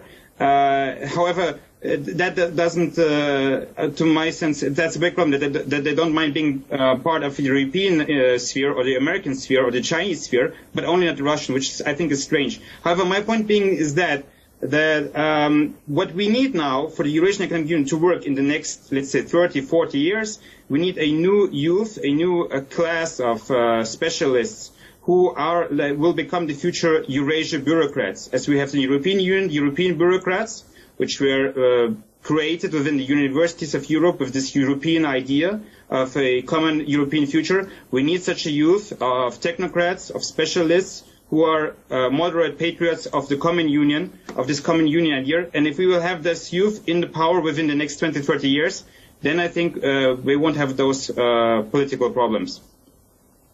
Thank you, Yuri. And one more question. Okay, thank you, Yuri, for being with us through Skype. And we have a lot of participants who couldn't attend today's event, so that they are viewing us through our webcasting. And on their behalf, I would like to ask last questions about the economic part of the Union. What do you think about the custom reforms or the taxation part of the economic policy of the Union? Is there a provision to reduce administrative barriers and bring transparency by introducing electronic or digital custom controls? What do you think about it? Well, actually, it's already being enacted. We have the new customs code, which came into force 1st of January 2018, which introduces a lot of very fancy modern instruments from all over the world, including one window policy, including electronic electronic supervising of imports and exports, economic agents which are accredited, more liberalization. So this is going on. This is my answer to your question concerning the customs procedures, which are really being liberalized and made more easy for the business community. And secondly, what I think also is good in the Eurasian economic integration process in general is that if you have, I would really advise you to go to the Eurasian Economic Commission. I'm sure they'd be happy to meet you and show you around. And it's a modern office building. You don't have anything like in this old Soviet big Moscow foreign ministry aura. They're very modern people in a certain sense, and they are always looking into the best practices all around the world, the most modern, the most efficient. And this is also part now of the modernization, digitalization agenda of the Eurasian Economic Union. And we now have a minister for digitalization, Kareni Minasyan from Armenia, whose task is to bring those liberalization and digitalization instruments into the integration policy. Okay, thank you very much once again. Now we are really short on time, and now we'd like to conclude our discussions with some final questions between the participants. So now I encourage a dialogue between our Russian participants and US participants, and I think that we have lots of interesting questions and hot topics to discuss. And now we'd like to give the words to Ones, and yes, let's start the discussion. Thank you once again, Yuri. It was very bright and precise. And I remind you, dear colleagues, that Yuri now is in Vienna, where he's a research fellow and continuing his research. Thank you so much, Yuri. Best wishes. Goodbye.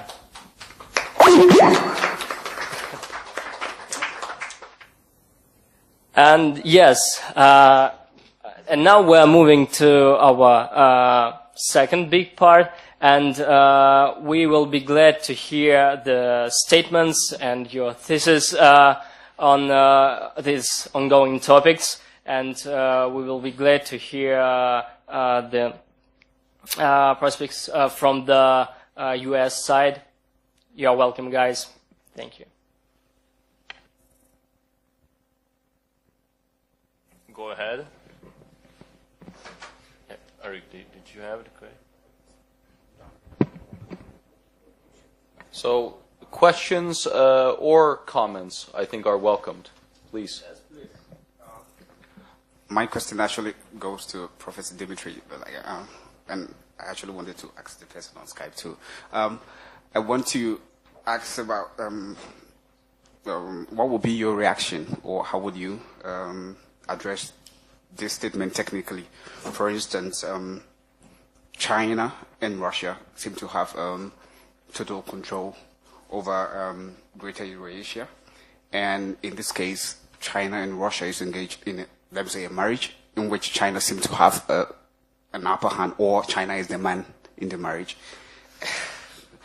And I think that at the end, China's One Belt, One Road initiative, Belt and Road, will transcend through Eurasia, and through that, the EAEU may outlive its relevance, and also the fact that the OBOR might end up just exporting Chinese overcapacity, and probably promoting the internationalization of the RMB and other stuff. So at the end, we may not end up having any Eurasia, Greater Eurasia, but rather the One Belt, One Road.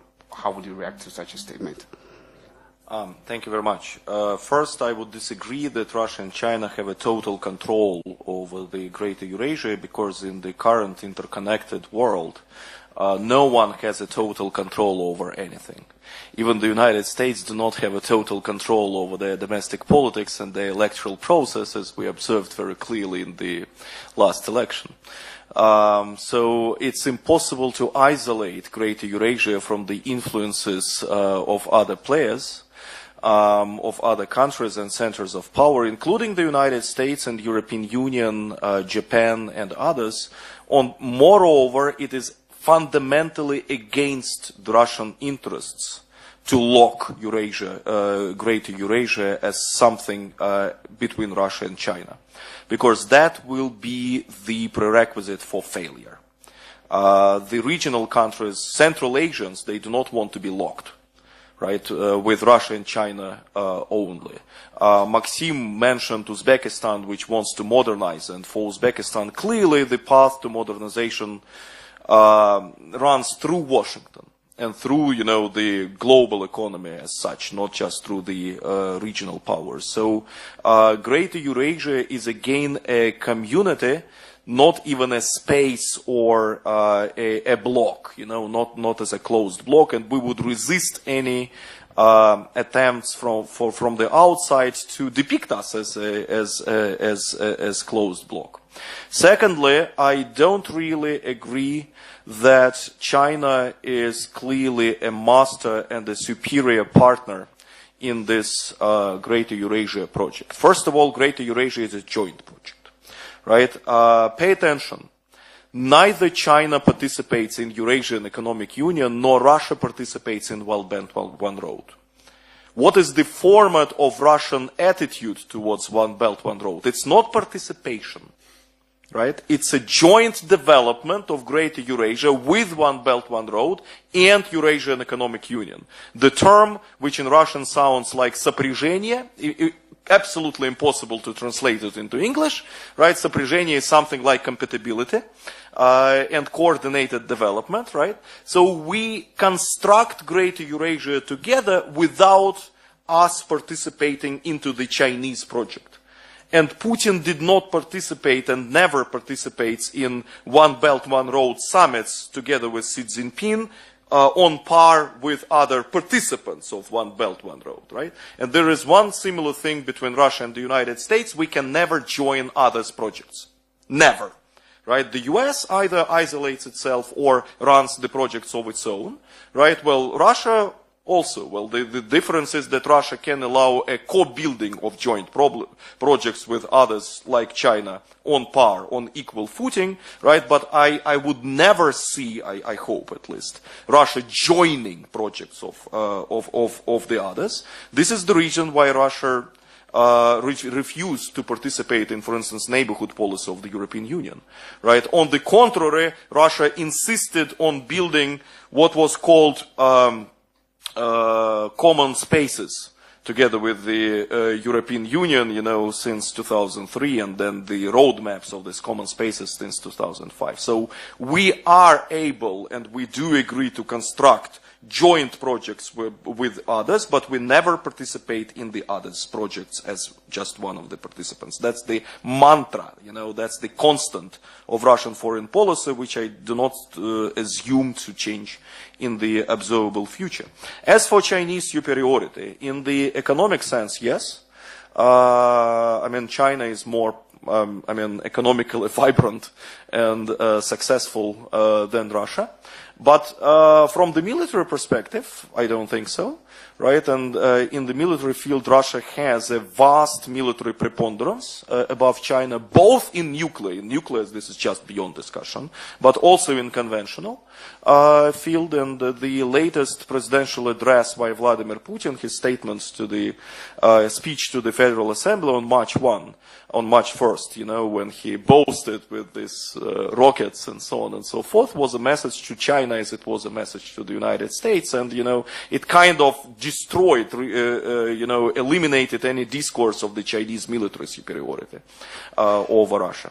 This is first thing. Second thing, already, as I said, if China continues a policy of hegemonic behavior, unilateralist hegemonic behavior, if China develops unilateralist relations with Central Asian countries, including with Kazakhstan, Kyrgyzstan, and so on and so forth, and will refuse to get integrated and diffused into the system of rules and institutions, including the Eurasian Economic Union, it will face resistance.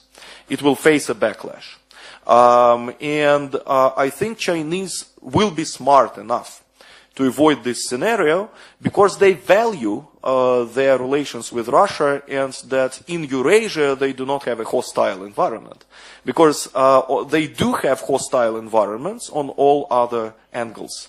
They do have hostile environment and containment from the south, from the east, and from the southeast. Right? If Russia joins the containment China policy, China will be completely surrounded and isolated. Today, Russia is not just the only friendly, truly friendly neighbor vis-à-vis China, because all the other neighbors are afraid of China and quite concerned of China, including North Korea, by the way. Right? But Russia is the only great power in the world, the only great power in the world which is truly friendly with China. And this situation adds confidence to Russia. So for the observable future, I'm absolutely safe for the Russian-Chinese relations. I would not have been saved if, for instance, hypothetically, China and the United States create some kind of global condominium, some kind of G2, about which Zbigniew Brzezinski and some other speculated much. Right? Because in this case, yes, indeed, Russia would be encapsulated and troubled. But on the contrary, the US is conducting the policy of containment of China, right? And I mean, in this context, Russia will be safe of the prospects of its relations with China and the Chinese role in Central Asia. Sorry, I have I read a report from the Valdai Discussion Club in 2016, and also I think in May 2015, after the establishment of the EAEU, there was an agreement between them and Beijing about how to synchronize both projects. And so I think there are closer ties when it comes to the EAEU and the One Belt, One Road initiative. And that is what I am saying, that I think that, as a prediction, the OBOR might end up consuming the Greater Eurasia at the end. But the Eurasian Economic Union will not vanish in One Belt, One Road, right? I mean, and they are very different projects. I think the idea of compatibility was a great idea because Eurasian Economic Union emerged as the reality, and the economic belt of the Silk Road, at that time it was called like that, right? The Chinese project was also the emerging reality, and we had a choice how to regard that. right? And we could regard in a positive way, in a neutral way, or in a negative way. We decided to regard in a positive way, and thus avoided geopolitical confrontation in Eurasia, and transformed our relations, stabilized our relations as positive-sum relations, not zero-sum relations. As for why there is no abundance of successful manifestations of the continuation of that, right? This is a truly true question, and yes, as for now, there is a certain stagnation in terms of the further development of the compatibility between Eurasian Economic Union and China and One Belt, One Road. But these are, well, there are lots of explanations to that. Partly because of the inertia of Russian foreign policy elites, which are obsessed with their relations with the United States and with the West, largely, because we do not have a culture of interacting with China in the business sphere, right? I know I'm not an expert in this field, but I mean my colleagues tell me that it is absolutely different. Well, to borrow from the European Western financial markets and from China and from the Asian financial markets. Yes, there were expectations in Russia that now China will pour billions of dollars on us and ensure our prosperity and development. This has not happened, and by the way, thanks God that it did not happen, because it would have increased our dependency on China. It's something that we need to avoid, right? But I would disagree that there is absolutely no progress. The agreement between Eurasian Economic Union and China is being developed, and what is essentially, in terms of ensuring this compatibility, is for the Eurasian Economic Union to have common intergovernmental policy vis-à-vis China. Right? We need to avoid China unilateral talks with Russia, with Kazakhstan, with Kyrgyzstan and others. We need to have a common policy of the Eurasian Economic Union. This is why we need to strengthen the instruments of intergovernmental cooperation. And Russia is pushing that process, right? That before our dialogue with China, we need to meet as five. We need to elaborate a common position, and then we need to transfer, to put this common position in front of China instead of unilateral negotiations. Unilateral negotiations with China will ultimately lead us to the Thucydides trap. Well, will lead China to the Thucydides trap and will destroy Greater Eurasia. So, whether China will be eager to join and to participate in this multilateral fora, it's still to be known in the future. There are no guarantees, right? I said Greater Eurasia has already emerged.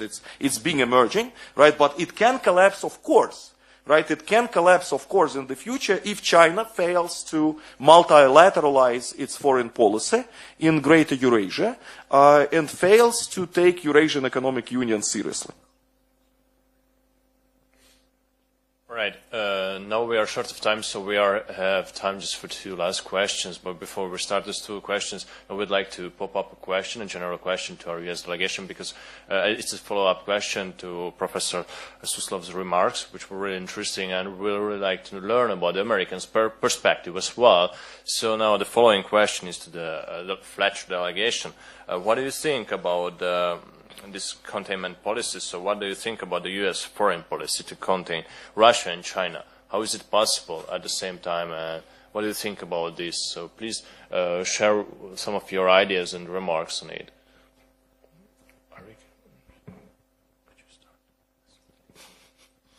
And in this way, we are also interested not just in direct U.S. policy towards Russia or China, but in general about the Indian and Pacific region policy of the United States.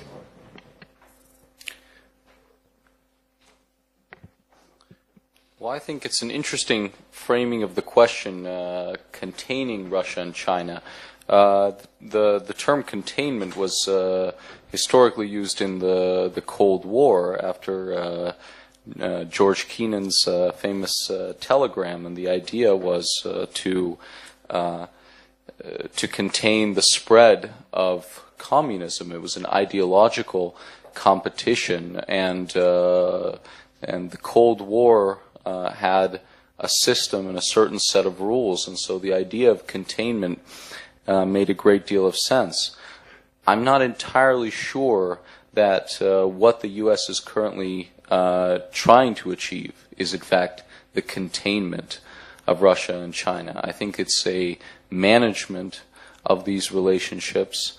I think that the world is largely unipolar at the moment, and I know that this is a controversial question in Russia as well, whether it's unipolar or, say, multipolar.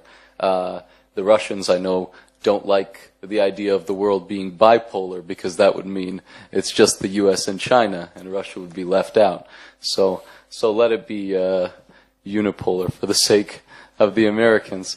But in terms of the way that we manage relations with Russia and China, I think that in many cases, as Professor Miller pointed out, there is the political versus the economic dimension, and Americans don't like this when I criticize U.S. foreign policy, but sometimes the right hand doesn't know what the left hand is doing, because we may be fairly eager to engage in terms of our economic relations with these countries. Particularly China, Russia, we have far less trade with. But in terms of the political dimension, then we take a much different track. I would like to hear perhaps what some of the students think about this question. Is the United States in any way trying to contain, or what define our relations with these two countries in terms of a triangle? I think that in terms of our trip here and learning about U.S.-Russia relations, there is this very big question: how does China play into the big picture? If we're trying to seek avenues for the United States and Russia to cooperate, where are perhaps the areas that China can fit in? Yes, go ahead. Hi, my name is Maria Elias. I'm a second-year Fletcher student. Thank you again for hosting us, especially this late in the evening. We really appreciate it. My 2 cents after just kind of hearing your commentary, Dr. Suslov, and just all the great questions everyone has posed, is that I am not sure. It's easy to talk about these pacts and blocks in purely either economical or political terms. And a couple times the question of security came up, and I'm just not sure that in today's world we can separate the economic from the security. And I say that because as someone who is a international security studies and an international business relations major or field, we know that when a country or a group of people are impoverished or there's economic stress, that can lead to things like radicalization. And in the age where we live in, non-actors and terrorism, that can be one of the root causes of what leads to that. So when we talk about open borders and free trade, or greater economic prosperity, we do have to consider the threats from both cyber attacks, from terrorist attacks, and so I'm curious to what extent the U.S.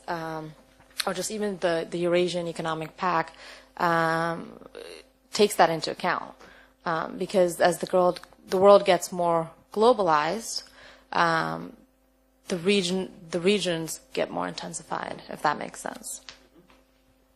So I guess it was a question, but also just things going through my head. Yeah, I completely agree with you, and we can't pretend that the return of great power confrontation encapsulates us from the forces of globalization, right? The world remains interconnected, globally interdependent, and we are vulnerable. We are all vulnerable on all.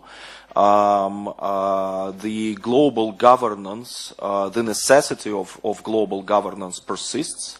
The other thing is that the patterns of global governance differ a little bit from, they transform a little bit, and the regional and trans-regional dimension of global governance is strengthening, whereas the global dimension of global governance, well, preserves, because we do still have the UN, you know, Bretton Woods institutions and the G20 and G7, but the ratio between the regional, trans-regional level of governance and the global level of governance differs, right? The regional dimension is becoming, well, more important, at least in some issues, such as trade, investment, and so on and so forth, and Eurasian Economic Union just fits into this pattern. But having said that, I think we need to preserve our dialogue with the United States on managing global issues.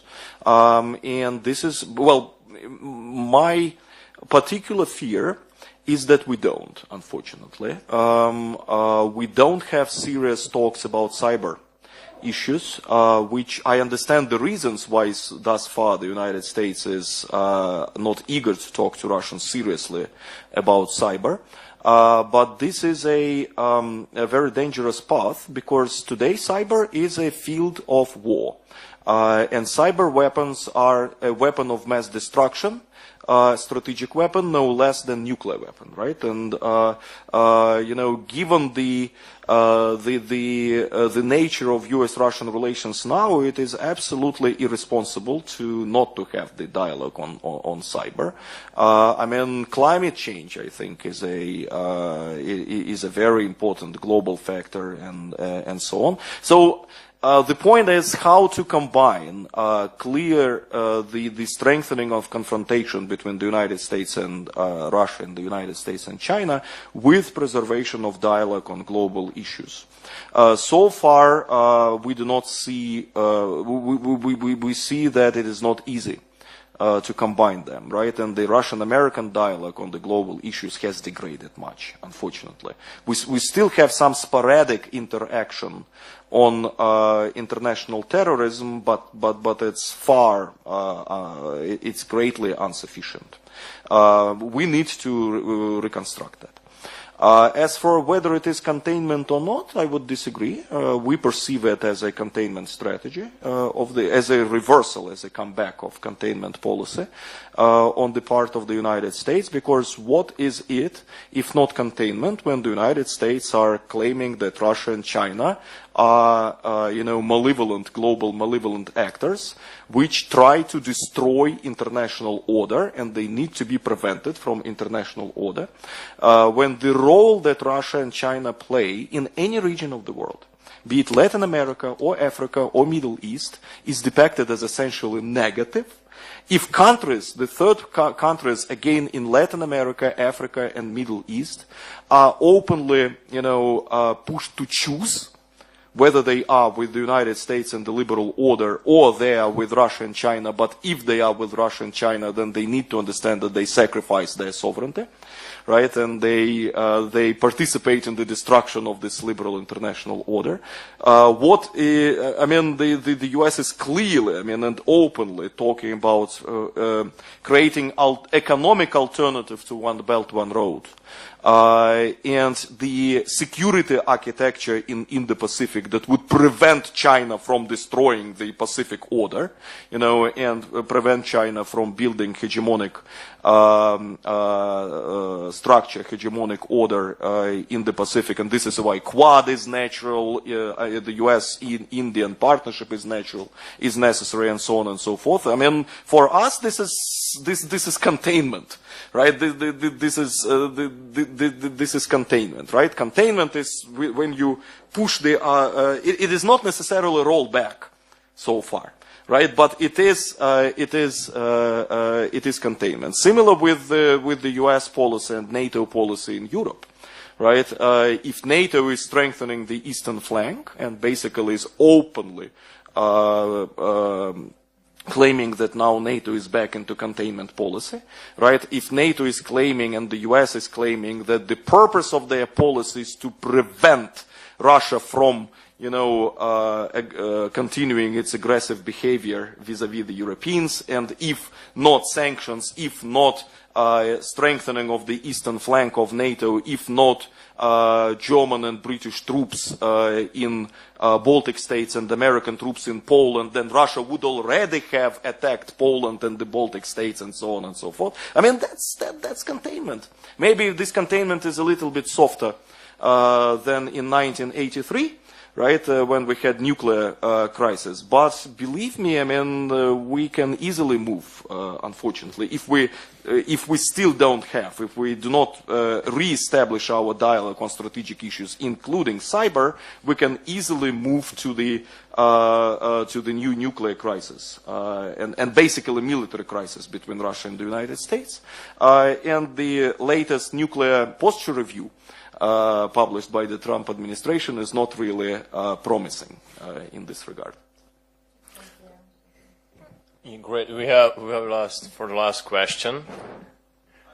I just want to, I guess, offer a bit of a response and thoughts from the. I'm Greg Osteria, obviously Fletcher student. Yeah, thank you, Greg.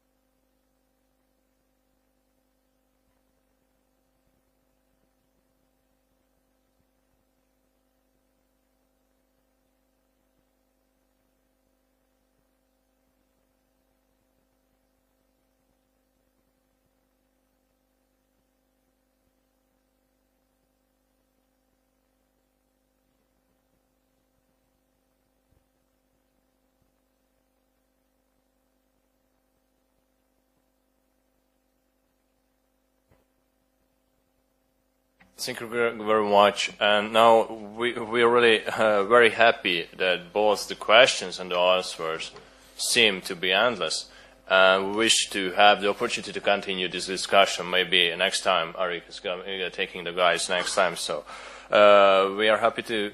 We are looking forward to the next meeting. But today we have time limitations, and this time limitations is actually that the garderobe is closing at 9 o'clock. So those guys just keep calm, okay? We have the. We'll make it. Okay. Anyway, it's time to thank you for your participation, and I'd like to expand our, on behalf of the faculty for World Economy and International Affairs, I'd like to extend our gratitude to Professor Suslov and our experts who participated online and through video and through Skype as well, and to you that it was really a pleasure to have you here. And also I would like to extend our gratitude to the Student Center, the initiative for student, to the Center for Student Initiatives, who made this event possible. Personally, Ovanes Agopov made a tremendous effort to put together this event, and also I would like to thank Arik Burakovsky once again for bringing these really smart guys to our school. And now, just as a follow-up, really have a lot of topic to be discussed. And we are open to create a platform, a group for a dialogue between the agency and the Fletcher students. So this is like to be continued. This conversation is to be continued. Now I'd like to close this roundtable. Have a nice evening, and we're looking forward to see you at our next event. And thank you very much. Thank you, guys.